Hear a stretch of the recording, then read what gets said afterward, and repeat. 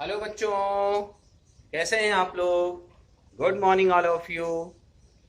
तो प्यारे बच्चों, हम लोग बड़ी से बड़ी दूरियों को किस प्रकार से मेजर किया जाता है उसके मैंने मेथड आपको बताए थे, उसके तरीके मैंने बताए थे। कैसे मेजर करते हैं याद है ना आपको।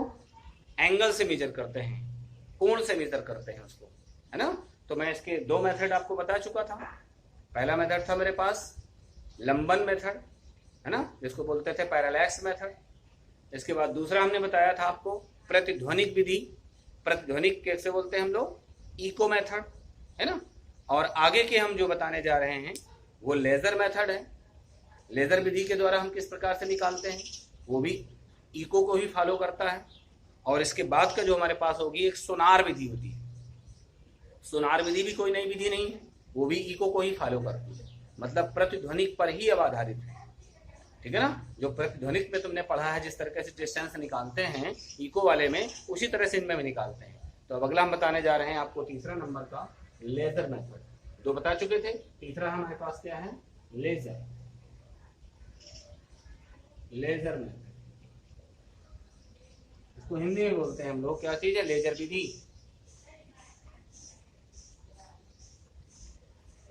लेजर विधि। तो बच्चों लेजर विधि ये कैसी विधि है, प्रकाश को यहाँ पर क्या करते हैं, इसमें जैसे सूर्य और चंद्रमा के बीच की दूरी, वो सारी पृथ्वी और चंद्रमा के बीच की दूरी निकालनी है आपको। तो क्या करते हैं, चंद्रमा से जो प्रकाश आएगा और वो प्रकाश पृथ्वी से टकरा करके क्या होगा, वापस होगा। अर्थात आने वाला जो प्रकाश होगा उसे हम लोग क्या बोलेंगे, मूल तरंग या मूल प्रकाश कह सकते हैं। फंडामेंटल जो है लाइट है हमारे पास। और इसके बाद जो वापस होगी उसे हम क्या बोलेंगे, इको, इको वेव्स कह सकते हैं। तरंगों के द्वारा इसको निकालते हैं, है ना। तो मान लीजिए आपके पास क्या है, एक पृथ्वी बना लेते हैं। पहली बात तो मैं लेजर का फुल फॉर्म बता दूं क्या होता है। लेजर का full form, laser light amplification. Light amplification, amplification, light amplification by stimulated, by stimulated, by stimulated light amplification by stimulated emission of radiation, emission of radiation।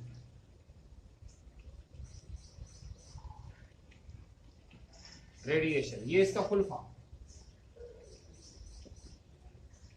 समझ गए ना। लेजर का मतलब प्रकाश उद्दीपन उत्सर्जन द्वारा प्रकाश का उत्सर्जन। इमिशन क्या होता है, उत्सर्जन।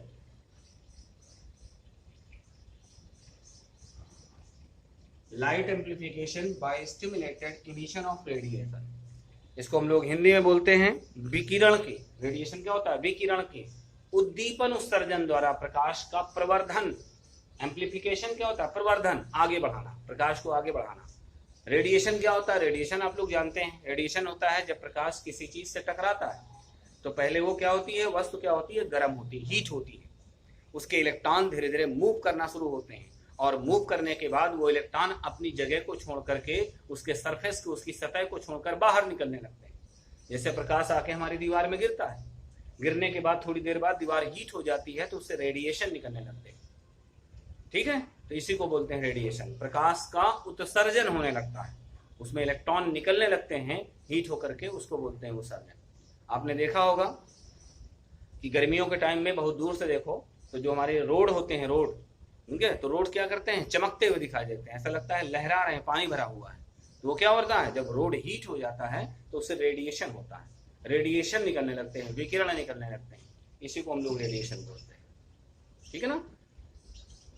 और इसी तरह से और भी देखा होगा, दोपहर में बड़े दूर दूर आप देखिए धूप में तो आपको लगेंगे कि लहरें दिखाई दे रहे हैं। सबसे अच्छा तरीका आपके पास है कि जब कभी किसी चीज को हीट किया जाए, भट्ठी को गर्म किया जाए या किसी लोहे को गर्म किया जाए, तो उसको आप देखें गर्मियों के टाइम पे तो अक्सर दिखाई देता है कि इसके ऊपर से हल्के हल्के लहरें दिखाई देते हैं। जो लहरें होते हैं यही रेडिएशन है। उसमें से इलेक्ट्रॉन क्या करने लगते हैं, एक ग्रुप के रूप में, झुंड के रूप में बाहर को निकलते हैं, उसको रेडिएशन बोलते हैं। तो प्रकाश के उद्दीपन उत्सर्जन द्वारा प्रकाश का प्रवर्धन माने आगे बढ़ाना, ये हमारे पास सिस्टम लेजर विधि के द्वारा होता है। तो इसमें हम लोग करते क्या है लेजर विधि के द्वारा, ये इको मेथड पर डिपेंड करता है, ये भी इको मेथड पर ये भी निर्भर करता है। इसमें से क्या कर लिया हमने, अर्थ ले लिया, पृथ्वी ले लिया, इसमें से हमारे पास क्या है, ये चंद्रमा ले लिया, चंद्रमा मून है ना, ये हो गया हमारे पास,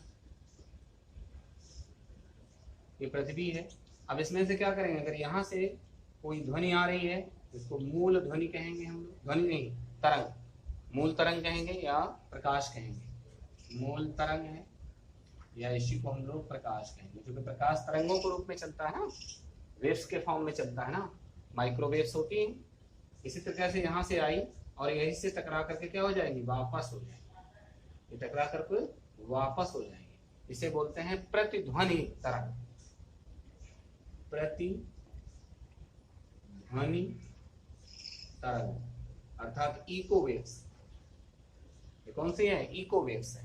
आप जानते हैं कि ये डिस्टेंस कितनी कवर किया होगा, मान लेते हैं एस डिस्टेंस कवर किया हो, इसको एस डिस्टेंस कवर करने में समय t1 लगा हो, फिर यहाँ से टकरा के वापस लौटने में समय क्या लगा हो, t2, तो वो t1 प्लस t2 किसके बराबर हो जाएगा, t।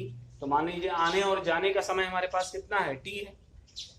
तो फार्मूला लगा दीजिएगा, किस वेग से आता है, प्रकाश जो होता है, प्रकाश की चाल आप जानते हैं, वायु निर्वात में चलता है, सो किसी मीडियम की जरूरत नहीं होती है। तो इसको हम लोग क्या बोलते हैं, चाल बराबर दूरी बटे समय। अब चूंकि प्रकाश है तो प्रकाश को v से नहीं डिनोट करते, प्रकाश की चाल को c से डिनोट करते हैं। तो c इक्वल टू डिस्टेंस कितना हो गया, 2s, आने जाने की डिस्टेंस, अपॉन में टाइम कितना हो गया आने जाने का, t मान लिया। तो इससे s की डिस्टेंस आप निकाल सकते हैं, s equal to ct upon कितना हो जाएगा। तो ये भी किस मेथड पर डिपेंड करता है, बोलो, इको मेथड पर डिपेंड करता है। ठीक इस तरीके से हम लोग क्या निकाल लेते हैं, पृथ्वी और सूर्य के बीच की दूरी लेजर मेथड से निकाल लेते हैं। ओके, चलिए नेक्स्ट, अगला हमारे पास क्या है, अगला हमारे पास है सोनार विधि। सोनार विधि,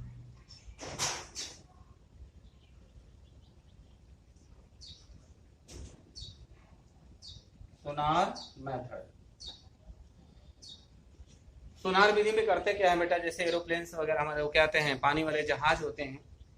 अब वो पानी वाले जहाज से समुद्र में जा रहा है, आपको किसी मछली का पता लगाना है कि कितनी दूरी पर है, या किसी पहाड़ी नीचे है, या किसी किसी कीमती चीजों का पता लगाना है। तो उसमें से हम लोग क्या करते हैं, इसमें भी हम लोग क्या करते हैं, तरंगे भेजते हैं।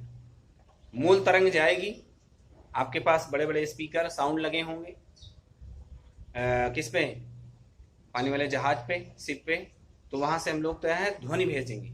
अब वो ध्वनि जब जाएगी नीचे समुद्र में, तो मछली से, बर्फ के टुकड़े से, या फिर जो है किसी पहाड़ी से या किसी कीमती चीज से वो टकरा करके क्या होगी, रिटर्न होगी, प्रतिध्वनि होगी, वापस लौटेगी। ये भी प्रतिध्वनि के मेथड पर डिपेंड करता है, इको मेथड पर ये भी डिपेंड करता है, वापस लौटेगी। तो इसको भी हम लोग इसी तरीके से निकालते हैं। इसका मैं फिगर बना के समझा दूं आपको, फिगर बनाता हूं इसका।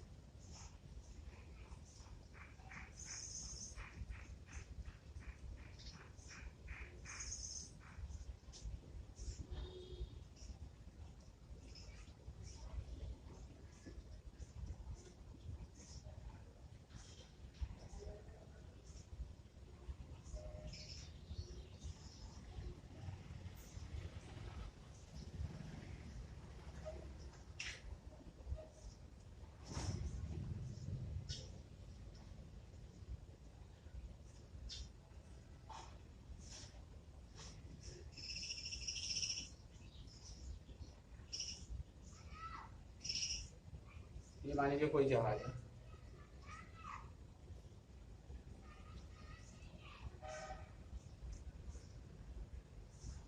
जहाज है या कोई शिप है।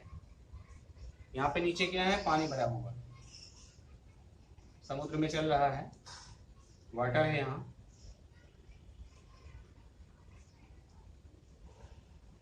ठीक है। यहाँ पर कोई मछली है या फिर बर्फ का टुकड़ा है, बर्फ की पहाड़ी,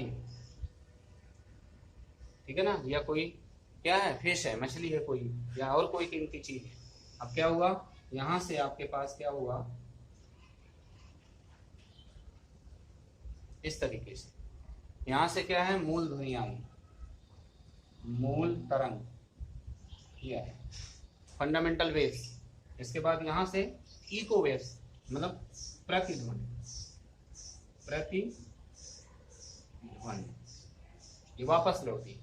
ये डिस्टेंस मान लीजिए कितनी थी आपकी, डिस्टेंस आपकी पे क्या थी, एस थी, ये डिस्टेंस कितनी थी, एस थी। आने और जाने का समय कितना था, टी था।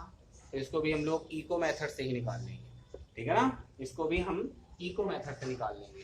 तो इको मेथड से हमारे पास क्या होता है ना, वही स्पीड, चाल, स्केल टू कितना होता है, डिस्टेंस अपॉन टाइम, है ना, v स्केल टू। अब चूंकि यहाँ पर प्रकाश की चाल तो है नहीं, क्या है, साउंड वेव्स है, वो क्या नाम, हाँ साउंड वेव्स है हमारे पास, साउंड वेव्स है, उसकी स्पीड कितनी होगी, v होगी। डिस्टेंस कितना चला, 2s आने और जाने का, टाइम कितना लगा, t, तो इसमें s की डिस्टेंस हम लोग निकाल लेंगे vt अपॉन में। ये मेथड मैंने आपको बता दी है, कितना, 4 मेथड मैंने आपको क्लियर कर दिया कि 4 मेथड से हम लोग किस तरीके से किसी बड़ी बड़ी लंबी लंबी दूरियों को फाइंड आउट कर सकते हैं। अब इससे रिलेटेड मैं क्वेश्चन आपको नेक्स्ट वीडियो में करा दूंगा। ये चैप्टर पूरी तरह से आपका क्या हो जाएगा, फिनिश हो जाएगा, कंप्लीट हो जाएगा। इसी तरह से बच्चों मेहनत करते रहिए, मेरे साथ लगे रहिए, नए नए मेथड आपके लिए मैं लाता रहूँगा और बताता रहूँगा। कमेंट्स के माध्यम से मेरे हौसले को बुलंद करते रहिए ताकि मैं आपके लिए नए नए वीडियो लाता रहूँ और इसी तरह से आप लोग पढ़ाई कर करके इसका बेनिफिट उठाते रहिए। Best of luck.